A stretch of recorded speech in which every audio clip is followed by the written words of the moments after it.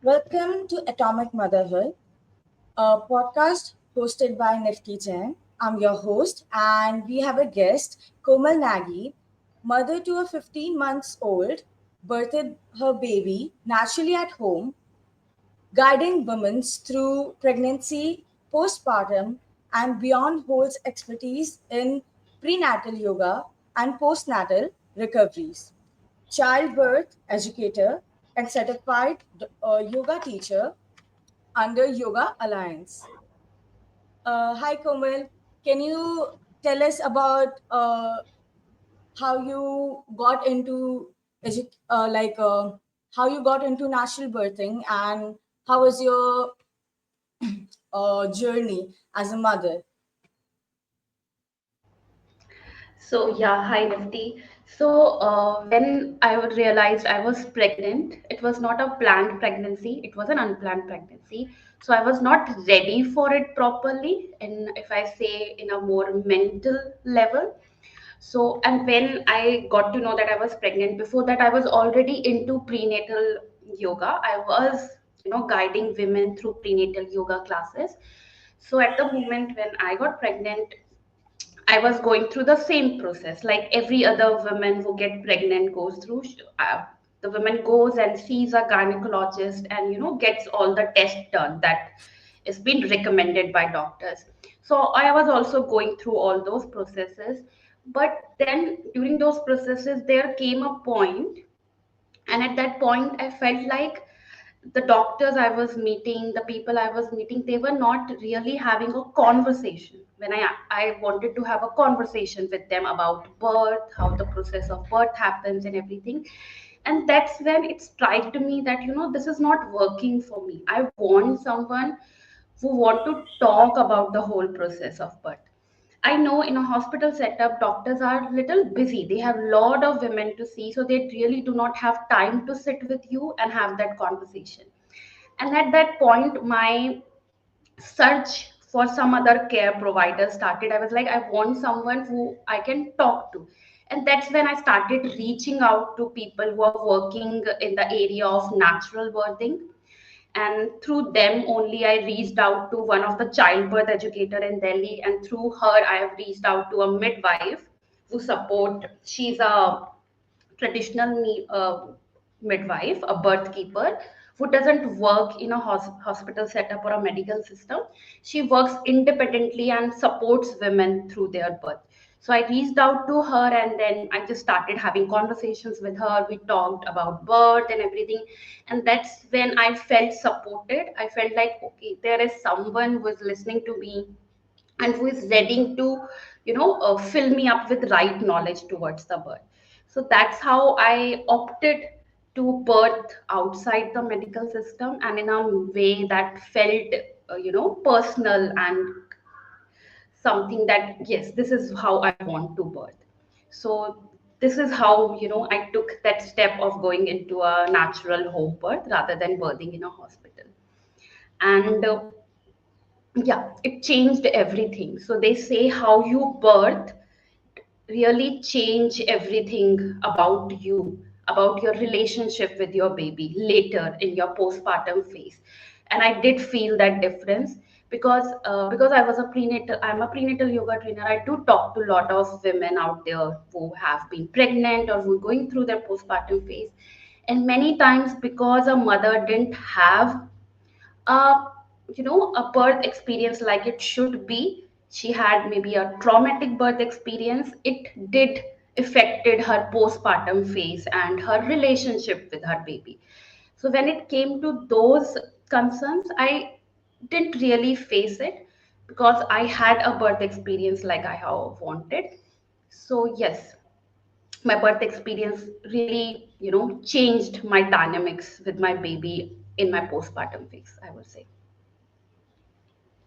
Yeah, that is great to hear. Like you chose natural birth over medication and all. One question I have: was your family okay with the natural birth? Because like mostly now, I feel people are more believing on doctors rather than natural birth and like alone taking care of something without medicines, without the scans or without recommending like doctors and talking with them? So first of all, because we are talking on a open circle where everyone is going to listen to it. So obviously, we both are not in any way telling anyone to have a home birth without anyone's guidance and just do it. It's just we are sharing our personal experiences. So first, I just wanted to have that disclaimer that no one just go opt for a home birth without proper guidance. And next, um, so yes, there was always a pushback from family members, because right now the way we see pregnancy is you get pregnant, you see a gynecologist, you get your scans done, you take all the prenatal vitamins, and then you continue forward. To choose a path that is different from this, yes, it can be challenging. And the family members are right at their point, because they see birth like this these days. So if you go and tell them, oh, I want to birth at home without any medical help, it can scare them. That's a natural human behavior that can happen with anyone. So I think at that point, education is what comes at the picture. You need to sit with them and you need to start educating them on why you want to choose this path. So that is very important. I will highly recommend anyone who want to have a natural birth and medicated birth or anything like that, do educate yourself. You can always go and have consultations with a childbirth educator, but doulas are there, midwives are there who are educating women on natural birth. Educate yourself properly, educate your family members along with you, your partner, and then there will come a point where they will understand it. Also, I will say, yes, many births are out there which don't need any medical guidance. They can happen naturally. If you have a healthy pregnancy, there is no complications and challenges. But yes, there are few pregnancies out there which may require medical help, and I will suggest you to, yes, in those cases you should go and consult a care provider. So pregnancy can be very individual journeys. What how my pregnancy and birth went, it may not be same for any other mother out there. So see, does your birth need any medical help? Your pregnancy need any medical help? Do you have to go through those lot of scans? Then you should go and seek medical help. But if not needed, then I will suggest, keep it natural as much as possible. So yeah, Hmm. as you asked, coming to your point, family member, I would say sitting with them and educating them is the right approach to it. Hmm. That is great to hear. Like, even accepting it. Well, I was like first thinking about it as I talked with few mothers who were also involved in natural birthing. The main thing that was coming in my mind was that do families accept these things? Well, yeah, your answer was something that that was valid and it had good, like Hmm. it convinced people when they are known to things, when they When know we that there educate are them, less competition. yeah, then we Yeah. take their questions. So for example, if my family members like, okay, what if this happened during the birth, what you will do? So I was answering their question. I was sitting with my midwife in the consultations, they were also there, and we were answering their questions, so that when people get answered, then they feel assured. So I think that's when the you know having a conversation, this role comes in picture. Hmm. That is beautiful. Can you tell us about like more of how you're raising your child, like what kind of values you have and what type of parenting you're trying on? Yeah, so during my pregnancy, the journey started from there, because they say that, uh, the baby starts learning in the womb itself. So I make sure that I was involved in Garbha Sanskar activities in my pregnancy.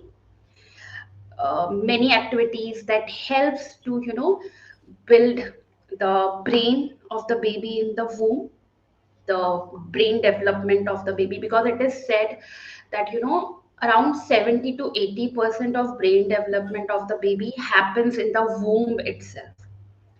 So first I took care that I am giving the right sanskar to my babies in the womb itself. I indulged myself in those activities which was in some or other way helping to, mentally, emotionally build my baby there in the womb. So, like for example, one of the example is, if you feel like getting involved in any creative side, like you feel like, oh, I want to start learning dancing, I want to start learning swimming, I want to start learning gardening. So I will highly recommend, just listen to your intuitiveness. If that your body is telling you to, okay, go, I want to start some new hobby, go for it. Because I have seen many mothers starting new hobbies in their pregnancy. So when you will indulge in such activities, it will eventually help your baby in the womb to, develop in the same manner. Like an example, you can involve yourself in mantra chanting, bhajan chantings. You can start doing mandala artworks that can, help build the creative side, the right brain of the baby in the womb. You can indulge, if you're more of, those people who like to do puzzles and everything, engage yourself in those puzzles, play chess, anything that you like. Just let your creative side come out. So that's how I started the journey of in the womb itself for my baby. And yes, I see a lot of difference now when she is now 15 months old. So I see her senses are very strong. Like many people out there tell me that, at this age, like just 15 months old, the way she grabs things, understand things is quite, nice to see. It is not this much seen in every child out there. So yeah, because it's my first child, I didn't pay attention to it the beginning, because I don't have experience with babies. But when other people who do have babies, they come and tell me that no, it's she's really doing good at the age of 15 months. So yeah, like around 10 months, she was doing squats and everything.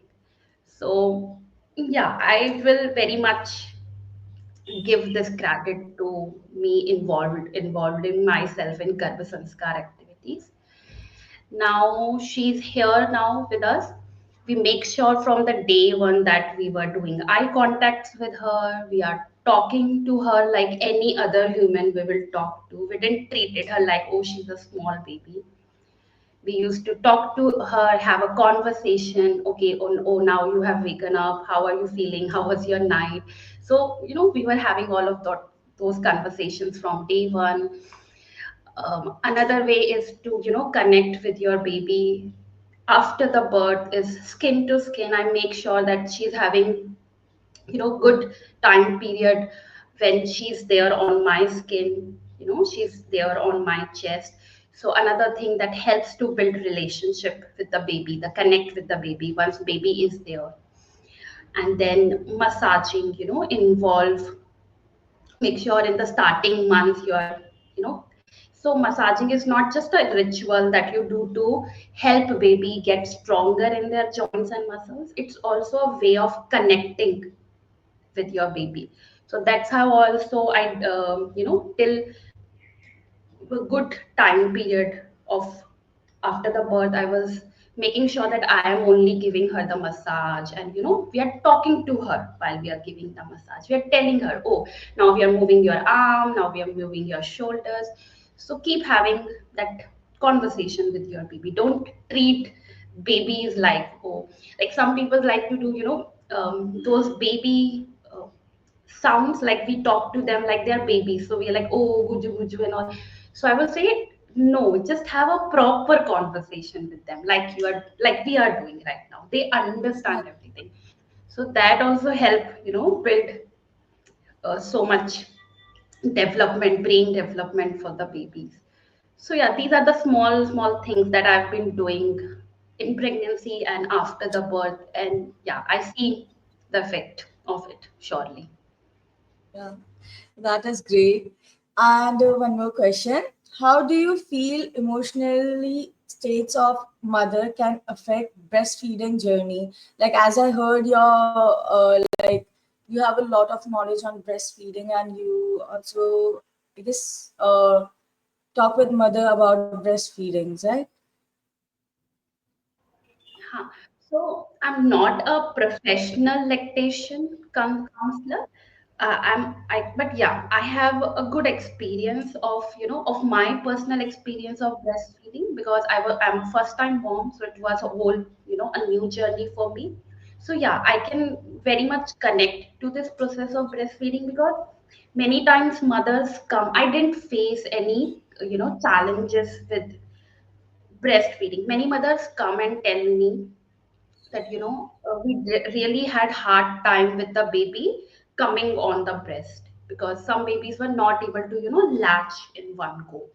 They mentioned those points. I didn't face those concerns, and I feel yes, my birth was, you know I give a lot of credit to how my birth happened because everything was natural.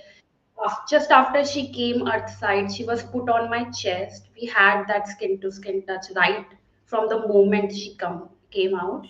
She was very well able to crawl up on my chest, and she directly latched. We didn't even guided her for that. But some mothers don't. They feel they was not able to have it. So I will say the first reason is how your birth happened. Okay, that can really play an important role because sometimes if a birth didn't happen how mother was hoping it to be, it can really affect her emotionally, and she cannot be in that mental space right after the birth for the baby to latch in one go. So this was the one thing that I will say, how emotional state of a mother can affect breastfeeding in the starting hours of the birth, starting hours after the birth. Later on, when a mother is not supported right, she's not taken care right way by her family members and the people around her who are coming and visiting a mother, because sometimes a mother get a lot of pushback from the visitors, from the relatives. Oh, you don't know how to latch, put your baby rightly on your chest. Why are you holding your baby like this, like that? And that can really create a lot of constraint on mother. Okay, I'm not doing things right. So that also plays another role in breastfeeding journey when mother feels she's not doing things right.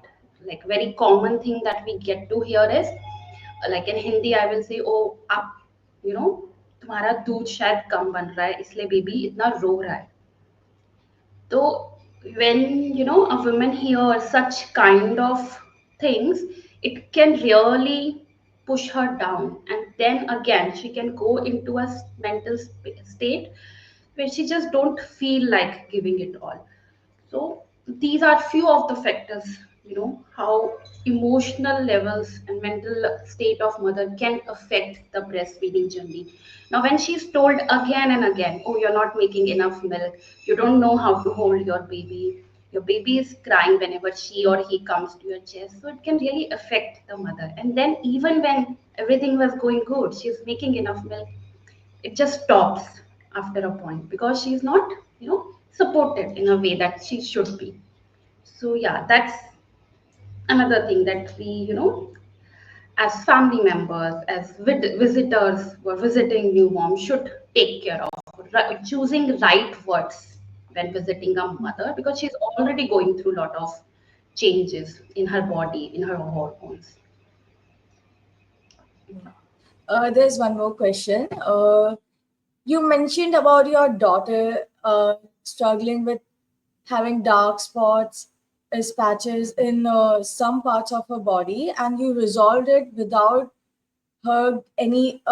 giving her any medicine. Yeah, that was a little fun and exciting thing to hear. Can you tell us like a little bit more about how you did that? Yeah, so when my daughter was around 7 8 months, at one part of her body she started having a big patch. It's like we can call it like rashes, but it was a big patch. It was at one part of the body. So I was not like a person who start giving medicine or putting something out there just because something one thing is there. So we neglected it. I just put my breast milk on it, nariyal ka tel, coconut oil, and it resolved after a time, that one patch. But then later, after few months, it started coming back, and now in other parts of her body also. So the people, like my family members, my mother-in-law, my husband, everyone's like, oh, what is happening, it's still coming back, we should see a doctor. But again, I'm not against medicines and doctor, but that's not a approach that I follow. I would like to find the root cause of why this is happening. So I don't know how many people know about GHK. It's German healing medicine. There, we go more finding the root cause of what changes are coming in your body. So I also went ahead. I know a friend who is into German healing medicine. So he asked me, he made me connect with a consultant. It was an online consultation, and we talked about it. And then during that session, I realized that the patches that she's having, it's more of the mental conflict that I have in my mind as a mother. So he shared with me how in the starting years of a child's life, even if a mother or father, because they're very connected with their parents in the beginning stage years of their life. So if any of the parent, especially the mother, because a baby is more connected because the mother is the one who birthed the baby. Especially if mother is going through any mental conflict, and it's not like at the present. It can be a mental conflict from the past also, which she has not resolved. Anything that triggers her, and instead of resolving that, she just ignores it. Oh, let it be. I don't want to pay attention to it. But those mental conflicts in some or other way can show up on your baby also now. So that was happening with her because of a mental conflict that I was dealing with, which I was not resolving for such a long time. It was from my past. It started to show up on her skin. Now, I will not go into the detail. Maybe if our audience will be interested, so we can later bring this topic also. So the once, and then that person sat with me and tried to help me come out of those of conflicts which are there in my mind. And the moment I started letting go of those conflicts, I really sat with those concerns and tried to resolve them. I saw the patches slowly dissolving. And now, and earlier those patches used to come back. Even if they used to vanish, they will again coming back and coming back. But after I really sat with myself and resolved my conflicts from my mind, now it's been good 2 3 months, the patches have not come back. So I feel instead of always going to the approach of medicine or applying, rather than applying something on that patches, I went ahead and, where the root cause of the problem is, why those patches are again and again coming up, even when they're vanishing. And now they're not there because I feel now I'm very free from all those things that were there in my mind that were holding me back. I have also worked on it. I am free, and she's also free now. So this is the approach that really worked for me, and I like to continue follow this approach only. She's 15 months old, and like just because of this approach that I follow of working on our emotional and mental levels, I was able to keep her away from all the medicines so far. Like I have not given her any medicine so far. She didn't feel the need of having any medicine. Even if she went through stages of fevers, cold and cough, I just let it happen because these are the signs of the baby which of the body which tells something is there in the body that body want to let go of, to release out. So I just let that happen. I don't give any medicine to put the fever at halt or just let it not happen. I let it happen, and then Yeah, I know she's just 15 months old for now. It's too early to say, everyone will say, but I feel she's quite a healthy baby. I'm still breastfeeding her, even if she is having fever. The approach I follow is, breastfeed her on demand, and that just resolve. There were 2 3 episodes where, again her body wanted to let go of something, so there was a time she has vomited all through the night. Now, instead of thinking of, okay, I should let this vomit stop, but maybe the body is trying to release out something through that. And I just let that happen. I just let, yes, it can be a tough episode, tough time to see your baby in discomfort. But I think this is what babies need at the end. Okay, and yeah, that's the kind of approach I follow, and it works pretty well for me as a mother. That is great.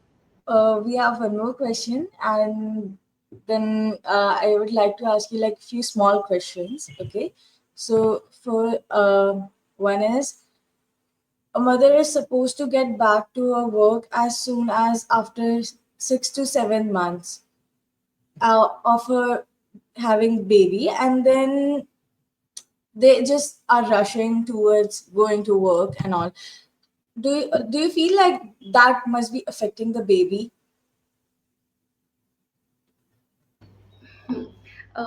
See, right now, the time we are living in, a mother has to get back to work because that's how the things are. Mother also have a career, a passion to, but keeping aside that mother has to, has a lifestyle to follow also. She has to let the house run also. If we keep all of those points aside, I feel, let a mother be close to a baby as long as possible. I will suggest at least 2 3 years, first 2 3 years, because that's the, you know, those crucial time of a baby's life when that connect has to build stronger and stronger. So they say that, oh, don't hold your baby too close every time for naps and everything. The baby will get used to all of this. But I will say that's all a myth. The more you are connected to your baby in the initial years of their life, it will rather help them become independent in later of their life. They will be more independent then. They will be more emotionally strong, mentally strong then, if you hold them close in the starting years. So yes, studies also say that when a mother, a parent, I will say mother and father both spends more time with their babies in their starting years, especially 2 3 years, those babies end up being more strong mentally, emotionally. They are more independent. They are those uh, babies now who are doing very well in their careers and whatever field they choose for themselves. So I think this notion also have to be stopped. That, oh, leave your baby. Just let them be free. Let them be independent in the starting years. No, they need to be held. They need to be taken care of. So as a mother, as someone who's working in this field of birth, pregnancy, baby's health, I would suggest, if maybe government or our private sectors will come up with such policies where they allow a mom to work from home, or maybe be little easy with the mothers who recently have a baby, at least for 2 3 years, to be little easy on their work, so that they can be more present with their babies. I don't know how that can be possible, but I think if everyone will really sit, they can really come out with something that can be done in the same direction. So yeah, that's what I feel. If can be done, would be very great in building mother-baby bond in the starting years. That is great. Also, as you saw all these stuff, do you feel that as a, I was reading somewhere, they say that a child, whenever they are breastfeeding, whatever kind of problem they are having, any health issue or anything, if the mother is breastfeeding them, the mother milk or like her body will know what kind of problem the baby is struggling from, and that then the mother will create a milk like a medicine for the child, and those problem will be cured. So did you feel that these things happen? Yeah, this is true, and this is also researched and proved right. Also, it's not like just us mother feeling it. It's a proven thing that So the milk has property. The milk that mother body is creating, it changes as per baby. The milk consistency and everything is different in the morning than in the evening. Also, there is such difference. So, if a baby is having fever, the milk will be produced in a way that it will produce antibodies for the baby to help ease out the fever. So, there is no other thing as good as the breast milk. It is beautiful, like it will change as per the need of the baby, and it is all researched and proven. Everything is out there. Okay, research have been done all of those topics. That's why I say many mothers would choose to exclusively breastfeed and would keep their babies away from medicine. They are depending on the breastfeeding only for it. So yeah, I have felt it. Many for the mothers have shared this with me, and this is researched also that this is how it works. Okay. uh, this is great. Like you it was fun being like talking about this all things, and I feel like we have spent it 30 minutes and more on it, and I feel your baby is awake, I think. Yeah, she's here. Okay, so yeah, we can end this podcast here. It was great meeting you, Komal, and Thank you, your Nifty. baby looks very cute. She's very naughty also. You want to say hi? Okay, hi. Say hi. She's sleepy right Okay, now. she just woke up. Oh no, Kusha. uh, okay, I'll just end this recording.